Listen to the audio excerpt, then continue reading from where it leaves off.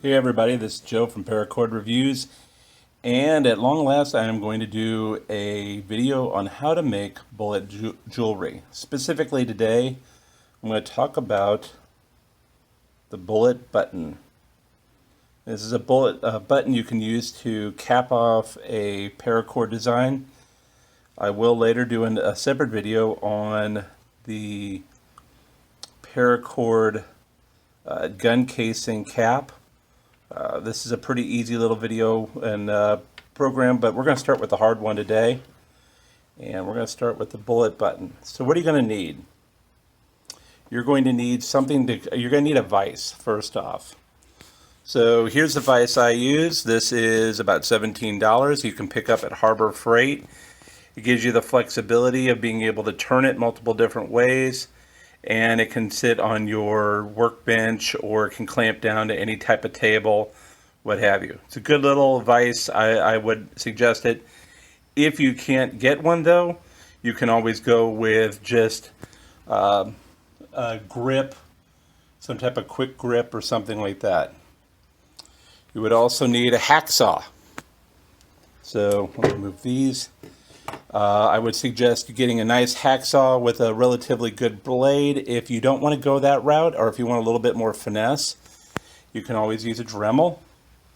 I would suggest you spend a little bit extra and get a cutting tool that is made for metal. This Dremel here, once again, something I picked up at Harbor Freight. I think it was like $9.99, and then the cutting tool or the cutting pad was an additional $5. I am a Harbor Freight fan, by the way. The other thing you're going to need is a drill. And with that drill, you're going to need a metal piercing drill bit. So one thing I do spend money on is my drills, and I love my rigid drill. Highly recommend it. It's one of these things that you're going to spend money on. If you're going to use and spend money on something, with something like that, spend the money and get something good. So these are the tools you're going to need. Of course, you're going to need bullet casings as well. Now, you can there's two different options here. For what I use, you can either use the 30-06 or the 38. You're not really going to need the length so much as you're going to need the end piece. If you look at these two, you'll see they're fairly close in size, with the 30-06 being a little bit bigger. For this video, I will be using a 30-06. If you are a gun owner, you can easily and own one of these guns. You can go to the range, pick it up. If not, ask a gun-owning friend, or if there's a public range, go out there and go sift around, see what you can find. For mine, I will be using brass. You can use steel, and I have used steel. No matter what, though, make sure you have eye protection. In this case, I have to wear my glasses, so I'll be wearing eye protection that will go over my glasses. You do not want metal in your eye. So with that, let's get started. So the first thing I'm going to do, as I said, we're going to drill this out. We're going to drill this center piece out right here. Now why? Well, you're going to need that to run your cord through. You can see here's the one that I did before, and you can see where I drilled it out. It also adds a little bit, gives a little bit more, well, basically it makes it less surface that you have to cut. So it helps in that manner too. So let's go ahead and let's drill this out. So you can see here, I'm going to go ahead and I'm going to drill right here in the center.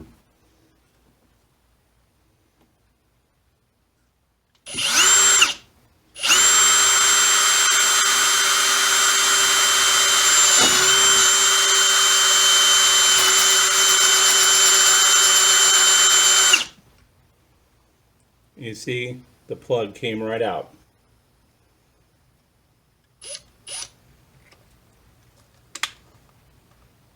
So you just want to grab some, also going to want to keep some pliers around. Just grab that, Take that piece off.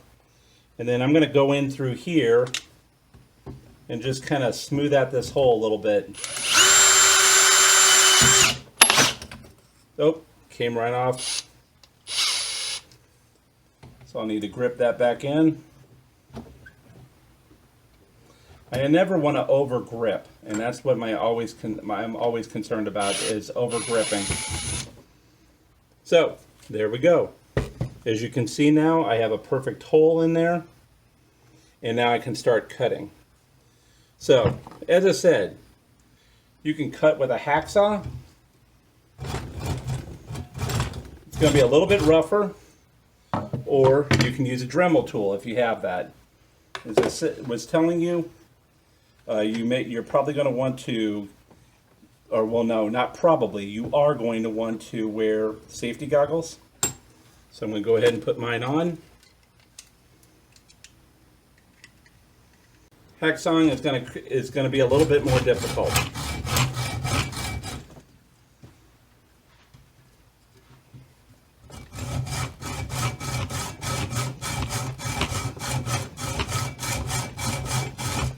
But if you choose to go this method, there's nothing wrong with that.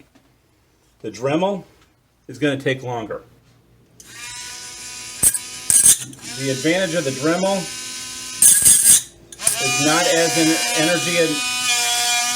it's not going to take as much arm power, but anybody who's used a Dremel will know it takes a little bit more to cut through, and this metal does take a while.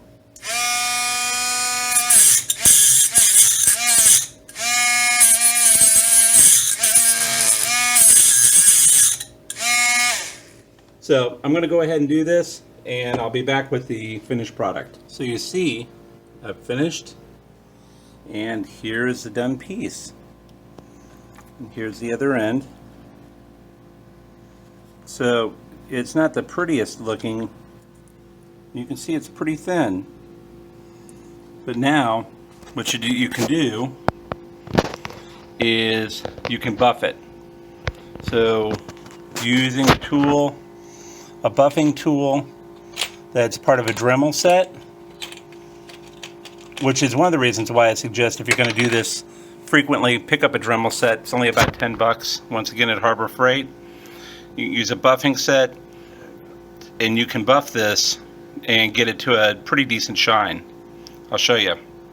So what I'm going to do here is, first I'm going to sand it. So you can see I put a sander on here, and what I did is I rigged up some pliers, and I'm going to sand that rough back end. So I'm just going to take this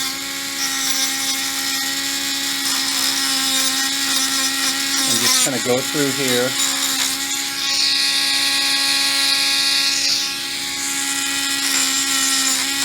and add a nice sand to it. Smooth it out. The idea here is not to buff it to a shine, but just smooth it out a little bit. Get rid of any hard edges.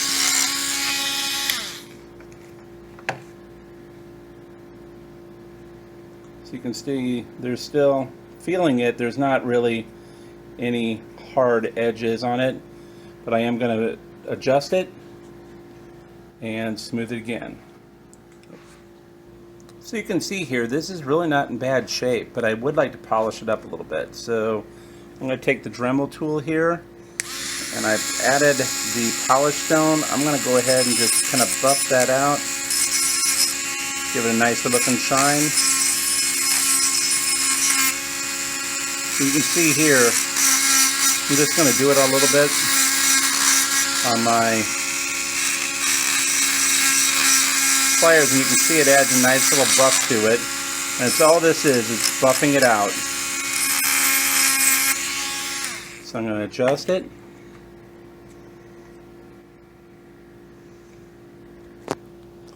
I'm going to adjust it a little bit, and then we'll go on to the next step. Okay, and just like that, you have a bullet button. You know, it's not the prettiest thing, but this is a real bullet. It's been used, and it's kind of a cool way to cap off your project. So next steps will be actually making a bracelet. So now, a little bit different than normal, with this bracelet you're making it to not so much be adjustable. You're making this button to basically hold it, to kind of take the place of a clasp. This is not a, so you're doing kind of a modified Mad Max style. So I'm going to take a few minutes, make up a bracelet, and I'll show you what I mean. So you can see here I'm starting my project. But one of the things you have to remember is you are going to be looping something through, and you want to make it so they can go through it and take it off. So one of the things you're going to want to do is make sure when you're doing this, you're making it so that the piece, so that the button can go through. Well, maybe you don't want it to be easily able to slide out. You want to leave it big enough so it can. So when you're starting your project, you're going to want to size it for that. Okay everybody, so I finished making my bracelet, and what I want to do is I'm going to go ahead and try and measure it, how long I want it. So as this is going to be a button and not like sliding, I need to measure out how far. So I'm going to cut it right about here. So I'm going to take my handy scissors and cut them. Save this for my next project. So now here's a question. I'm going to put this through, and you can see it doesn't really want to fit through. So what I usually do is I will cut some of the innards, leaving a shell, like so. I'm going to do the same thing to this other side. And I know this weakens the strength, but quite frankly I need to be able to get it in through the hole. So what I'm going to do is I'm going to take my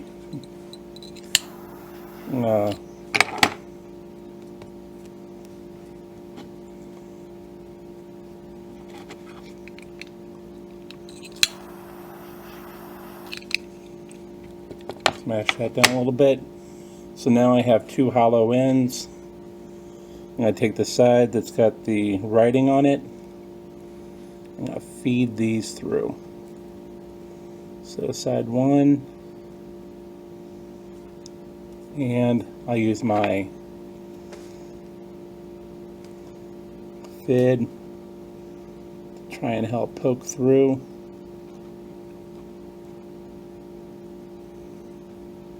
Side two.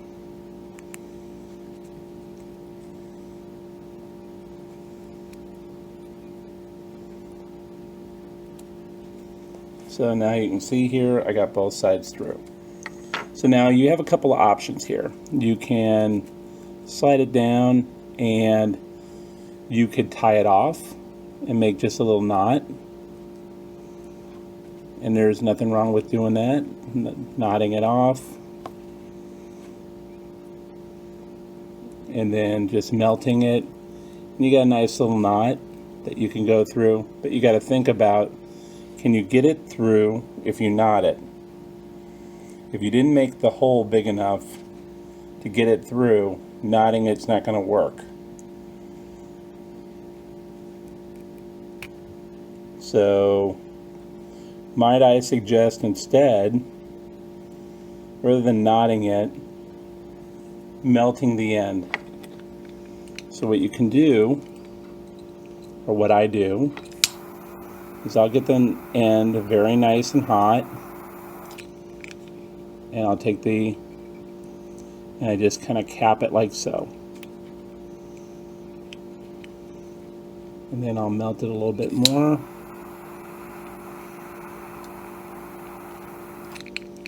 And then I just kind of play with it.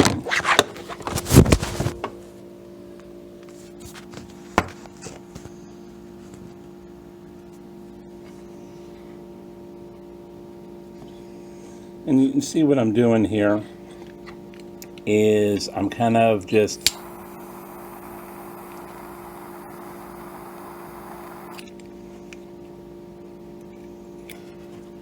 now your metal will get hot, the button will get hot, so be aware of that, don't burn yourself. And then what you can do is take your scissors, because that's not attractive right there, is trim it up. Trim it up.